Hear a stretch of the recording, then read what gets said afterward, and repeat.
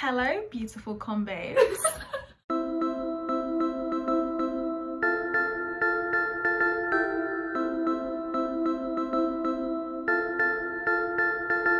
We are with Kaeshelle Rianne, and Kaeshelle is a podcaster, journalist, writer whose work focuses on the intersections of race, media, and social justice. My work seeks to dismantle the barriers that impede young Black people from being able to pursue their passions, to express themselves freely, and just dig into politics from pop culture, because why wouldn't you? So we're going to talk about all this, about everything that she does, and how she associates culture and politics. And we're also going to do this amazing purple mauve look. I'm so in love with it.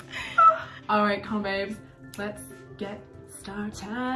Yes! So we're gonna start off with basic stuff. I mean, you guys know how to layer eyeshadow, right? At this point, I've had a video about this. It's fine. We're gonna start off with the lightest color. The lightest purple mauve that you can find is great, and you're gonna use a blending blush to apply it. So I've known you for years and years and years. We've been really good friends since then, and I really want to know why you, like, what led you to start all these creative projects that you would then blend in with politics. You're like moving away from the camera. Yeah, this is why I said, like, my feet aren't on the ground. They're like dangling. I'm so sorry. Okay, close your eyes. When I was growing up, I was born in London, in the inner city, in an area called Edmonton.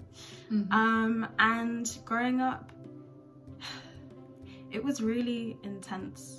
It was really intense in terms of just going to school every day, and there was a lot of violence that was happening around us, and even kind of sometimes just going home was a struggle. You know me for years, so you know that I've done athletics since I was like 11 years old. And one day I was coming home from the track with my friends, and we'd just finished our training session, so we all had like we were like quite young, so like year 7, year 8, so you can imagine the backpacks are usually bigger than the children. So we're taking this bus going towards Edmonton Green bus station, and there's maybe like 4 or 5 of us. All of us are Black kids, and when we get off the bus at the bus station, we're stopped by the police, and they say to us, where are you going? Where have you come from? And we explain, oh, we've just come back from a training session. We're always there training, working hard, trying to get to the national championships. That's what we're doing. And the police officers say, well, we're doing a random stop and search. Random, yeah. Just the out of all of the people who got off the bus, we're gonna stop the group of Black kids. They accused us of stealing trainers because we had multiple pairs of trainers in our backpacks. Why did we have multiple pairs of trainers in our backpacks? Because you needed them. Because we're training, and the thing is, like, what you have to understand is, like, some of these trainers that we have, they're like spikes. Shoes with spikes in the ground. So where else are you gonna be like running away from the police with spikes in your shoes? Yeah, so that experience really shook me, because I'd always seen it happen to other people, but when it happens to you, you remember that for the rest of your life, because you're scared. You're like, am I going to get arrested? Do I have, you start to ask yourself questions like, oh, do I have actually something in my backpack? What have I done? Yeah. It was scary, and to this day, I'm actually scared of the police. And that experience, it changed the way I viewed the world, because I went from a vulnerable child to someone who realized that things can change in an instant. And so I think that's what pushed me into studying politics. I decided that, see, on cue. It's so creepy, like they found you, they know you're talking about them. They're gonna like do a like on this video. Well, I studied French and politics so that I could become an interpreter for the European Union. Oh. We've all been through this. Yeah, that didn't happen. No. Yeah, I thought I could do something different, and I really wanted to work in politics so that I could work with people and find ways to change their lives. But I think after the referendum, that was another pivotal point in my life where I decided to... Brexit? Yes, the Brexit referendum. Yeah, so then I decided not to work in politics in that way because I didn't think that it was going to have enough of an impact. And that was when I then decided, okay, let me try to do something else. Maybe if I create media, I can start to change how people perceive Black people and to empower Black people to see themselves in other stories, not just the general narrative that you get from The Sun or the Daily Mail, you know? And even sometimes like more left-wing newspapers who are just very much openly racist a lot of the time. Yes. A lot of them. No, it's funny because like we can laugh about this, but at the same time it's really insidious what they're able to do with their words. Yeah. Words are extremely powerful, and I think that's when I was like, okay, what can I do with my words? Because I'm quite good with words. How dare you bring yourself down on my channel? I will have none of this. I am now going to attempt what the great tutorial that I saw for this told me to do, which is to take liquid lipstick and then apply it with a tiny little brush on the very edge of her lash line on top of the eye. One thing to say before I do this is if you want to try this at home and you don't have like an oil-based makeup remover to remove this, don't do it because it is a hell of a lot of effort to like remove. Honestly, like you'll be having it on your eyes for days. For days. Like literally for days. So what did you start with? What was your first endeavor? Like what was baby Kaeshelle writing about? Wow. Well, the first things that I was writing about was actually in sick form. I had a blog, very secret little blog that I used to write back in the Tumblr days, and I used to write poetry about my experiences, and that's probably where the writing began. And then after that I had another blog where I've done a lot of blogging, where I was thinking about traveling. I wanted to inspire people to feel like they could move beyond their surroundings. I think the most interesting experience for me was when I traveled to Cuba.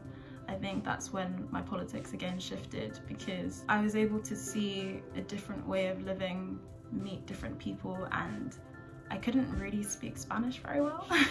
So I got to speak to lots of people in like the taxis and just learn about their ways of life and things that had changed in their society. It was a really interesting experience, and it just showed me that what I had been experiencing in the UK, in terms of how I felt oppressed, that other people were experiencing similar things elsewhere, and if not, slightly more difficult situations. And I just learned so much. I remember this one. Mosquitoes love me. And I don't love them. So if the mosquitoes that are in the audience out there watching, please stay away from me. When I was in Cuba, I had like loads of bites.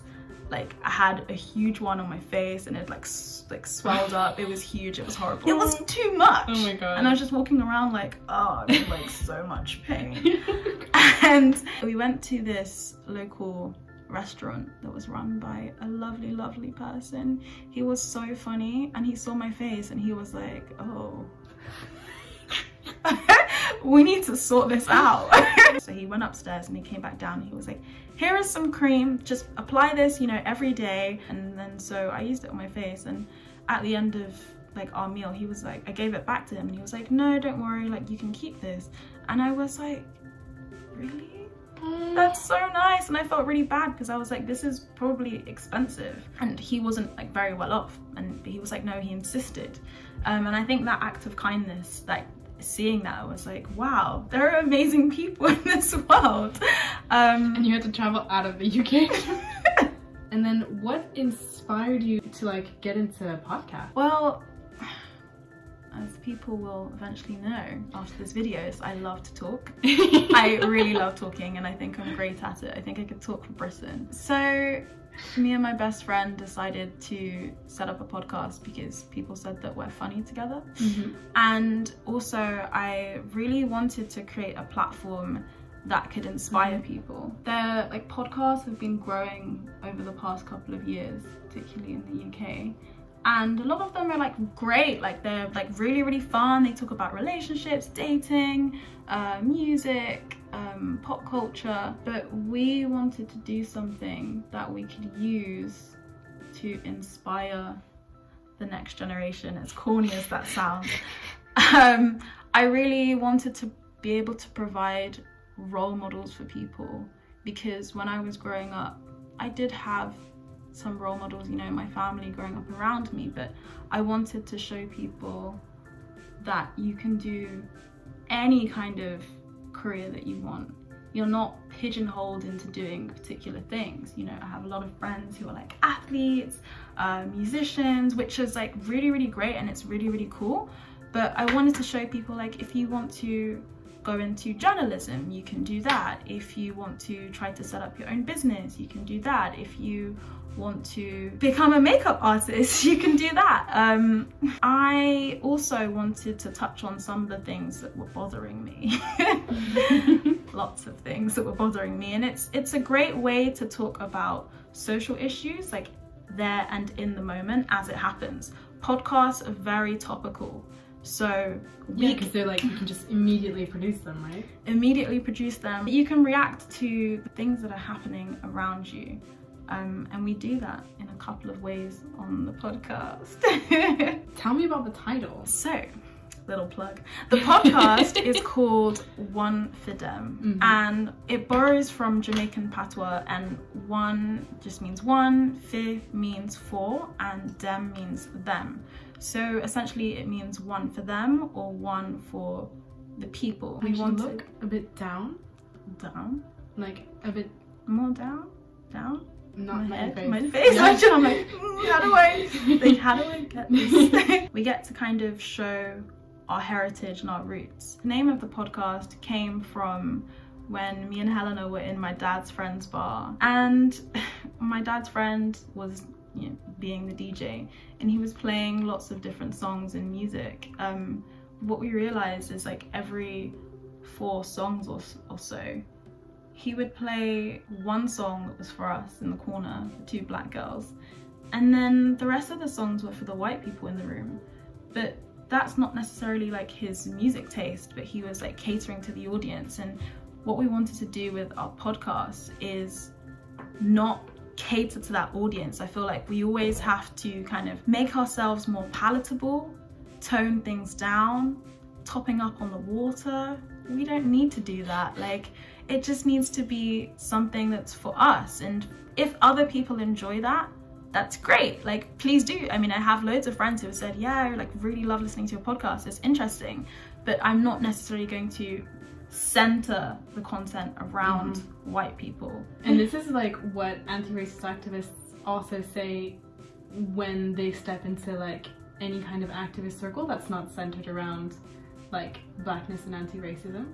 It's that they have to adapt to the prevailing whiteness, basically, and like they have to even adapt their anti-racist politics to like what will the white people in the room think. Yeah, and the thing is, I needed to do that because for a long time I had been avoiding things. Like when I was at Bath, I knew that there were feminist groups, but I just avoided it because it felt very white, and I just didn't identify with it. And it has a huge impact on people because you think that's what feminism is, because everything is centered on whiteness. Yeah, exactly.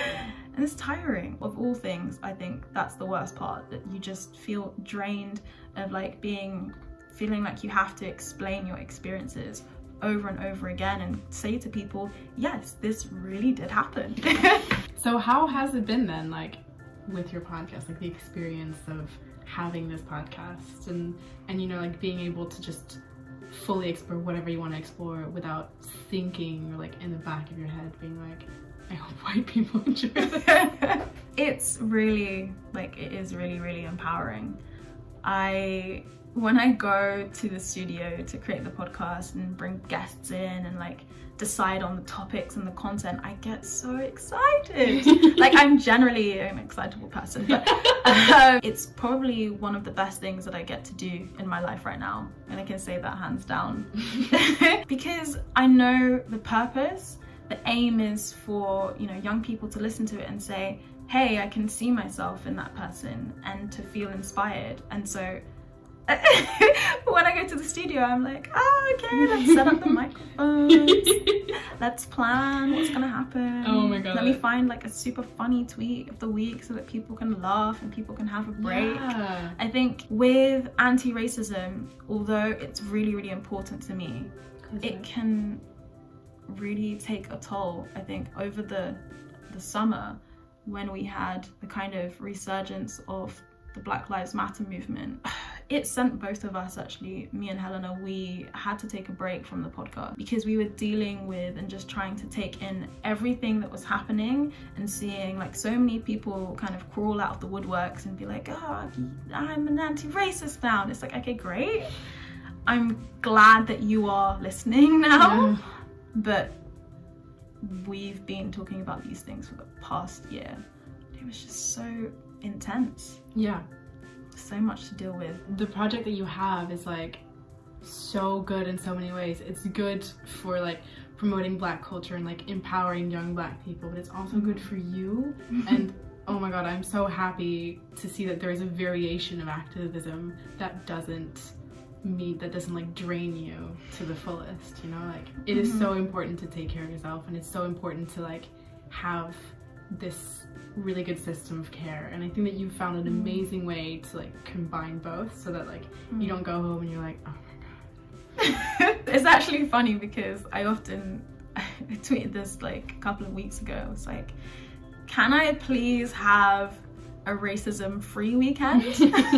That would be great. And you don't get them.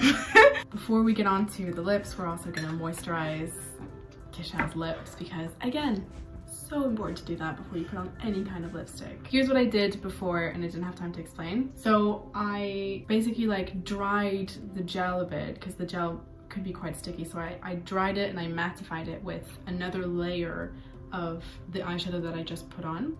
And then at the very end, I also put a little bit of shimmer right into the corner of her eye that really brings out the look. It is so, so gorgeous. This is amazing. Yeah. Wow. You also write. You're also a writer. Yeah. Yes. And you write about politics directly, don't you? Writing is definitely one of my passions. I recently wrote a piece in the literary review Bad Form, which is called How to Write an anti-knife crime campaign, because the government, not this summer but the summer before, they decided that they would put chicken and chips boxes in shopping centres like in Westfield in London, and they thought that this would be a good way to talk about anti-knife crime with people. We know what you're doing. The stereotype about Black people and chicken is so old, it's embarrassing. And so I decided that I would write a satirical piece to mock the government, because what are you doing? That piece for me was super personal, because I actually lost a family friend to knife crime, and I felt incredibly insulted that the way that they would approach that topic would be through chicken and chips boxes. It's awful. And so I wrote that piece basically saying, don't do this ever again. It's ridiculous, it's embarrassing, and you need to do more than better, you know? If we are going to be able to tackle things like knife crime, first of all, we need to stop centering this conversation around the idea that it is just Black people who are doing this. Knife crime is rife throughout the country, and in order to deal with some of the social problems that we have in society, it's about creating community. As I mentioned, I am frightened of the police, and I will avoid engaging with them for anything. You know, even if I was in danger, I would hesitate. And I think for other people who, you know, feel confident calling the police, you may not get that, but I feel nervous. And I'm sure that there are lots of other people out there who feel the same. And so these things need to be taken really seriously. You know, you need to do community work with these people. You need to discuss with them. You need to provide opportunities, you know, ways for them to grow and feel comfortable that they can get out of these situations. Because trust me, people wouldn't be doing this if they didn't feel pressured into it. You actually write a lot about like how to approach politics in a way that is, you know, making like digestible content. I think satire is a really interesting way to approach politics, because in the past, a lot of the satire that we've seen have been horrible, ugly cartoons that people love to draw, like the one of Serena Williams. We don't support that. Nope. But satire, when done in the right way by marginalized groups, focusing on the groups that are trying to dominate and exposing that, can be really funny and also super powerful. I think comedy deserves way more credit when it's done in the right way by people like Munya Chawawa, people like Kelechi Okafor and Angelo Irving. Each of them create these incredible, amazing sketches that just put the government, it's almost like the government is naked, you know? They strip everything away. It's brilliant. I will link to all their channels as well down below. Comedy is so accessible, you know, you can easily share that with your friends. You can watch it over and over again like I do, because I just like to see politics in different ways. I think television is dying. Radio is not doing too great at the moment. And you know, even just newspapers, wow, they are really struggling at the moment. I think particularly now post lockdown, now that everyone has spent so much time in the online world, in the digital world, virtually interacting with people, that videos and short clips like this are becoming increasingly like a better way to engage in these discussions, because you can watch them quickly, you can share them, and wow, this is phenomenal. I used 2 different lipsticks because I didn't have the exact shade that I wanted, but you can use however many you want. And then for the final step, I'm going to go again with eyeshadow, which is really weird, but on her lips. I really want to know, because apart from like all of this, I keep on saying this, but apart from all the things that you already do, you're also writing a book. Yes. Why do you? Last year in August, I was diagnosed with Crohn's disease, and it was a really difficult experience. I think what's important about this experience is actually the build-up. There's an experience that a lot of Black women go through when they are trying to engage with the healthcare services, and a lot of the time our pain isn't taken seriously. I went to the GP, I went to doctors, I was at the hospital, and I was saying to people, I am in serious pain. I know that there's something wrong with me. And it wasn't until I had lost almost like 10 kilos and that I was, you know, physically being sick, that I was taken seriously, and I was eventually hospitalized, and after 2.5 weeks they diagnosed me. And so what I want to talk about in my book is to explore this idea of Black women in pain through my own personal experience, and just talk about why we need to take Black women's pain more seriously, why we need to intervene early so that these things don't escalate into, you know, 3-week hospitalizations. It's just not going to be fun for anyone. No. It's not great for the NHS, it's not great for the people who are actually dealing with whatever illness that they're, you know, that they have. So I want to write that book. Oh my god, good luck on your book. It is so needed right now. I actually love this. I'm gonna not be able to stop smiling because look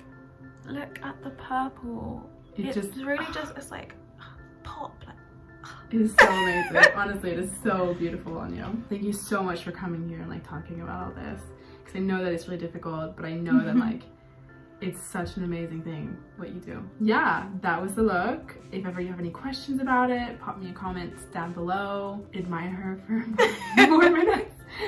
Don't forget to subscribe to my channel. I hope that you all look forward to like another amazing episodes. Thank you for having me. Bye, combabes. Bye, combabes.